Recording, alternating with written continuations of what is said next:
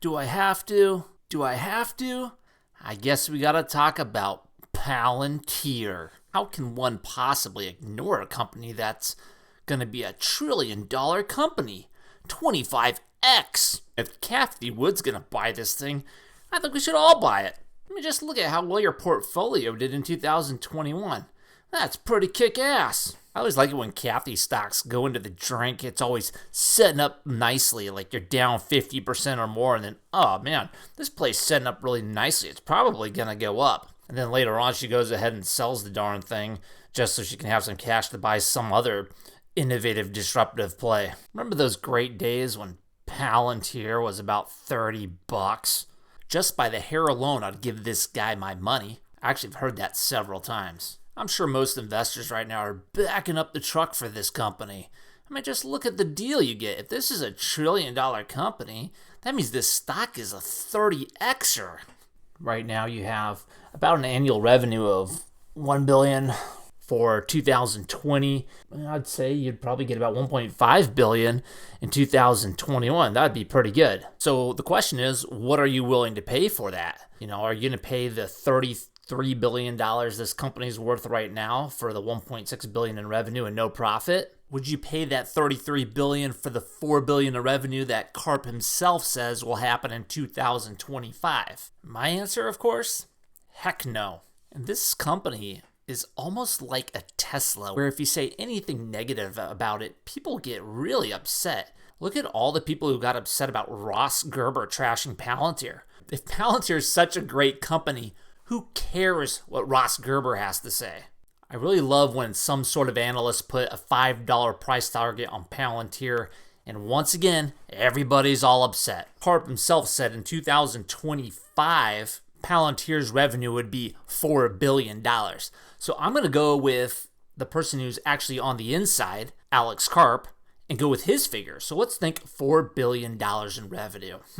And likely, I mean, any profit? I don't think these guys have made any money yet. A lot of this is due to dilution through stock-based compensation. Yeah, they aren't paying cash because maybe they don't want to burn their cash on their people, so they just give them shares, which dilutes the value of the current shares you own.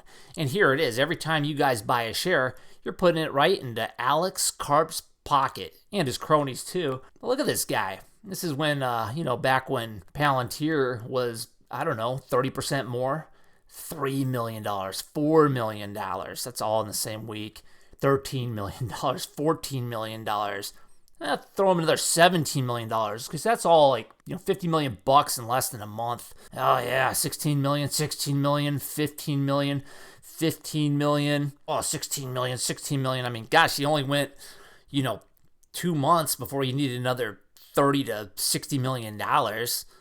Oh, there's Peter Thiel. Looks like he only took 81,000, because he'll probably put that in his Roth IRA and somehow have 80 grand of Palantir shares at 1 penny and then magically turn it into billions. And then people will say he's a better investor than Warren Buffett. So Palantir with their $4 billion in revenue and who knows whatever profit.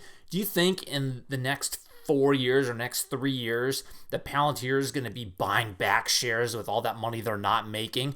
Or do you think it's more likely that they're just going to dilute more of their share base, thus bringing each value of the remaining shares down? I don't know. The guy's wearing an ascot now, so I think maybe those share values should be going up. I think one of my favorite things about Palantir is that nobody really knows what they do. Yeah, they have Foundry, Gotham, and soon to be Apollo, which are these computer programs or software programs that hopefully do what they say, but I'm always questioning how are they going to make so much money off of like Ferrari and like Airbus. I really wish they still had their graphics from Airbus because they were absolutely terrible and didn't make any sense. Like if I was running a math channel and my graphic is 1 + 1 = 3, you're probably like, well, dude, there's something wrong here. And the Airbus graphics were definitely in that territory. My thing with this Airbus 350 thing is that so you can maybe get some efficiency out of a very slow, inefficient building time for some Airbus 350s. But this airplane is not selling like hotcakes these days. It looks like they've delivered 461 350s, but the production rate is way down. It's probably because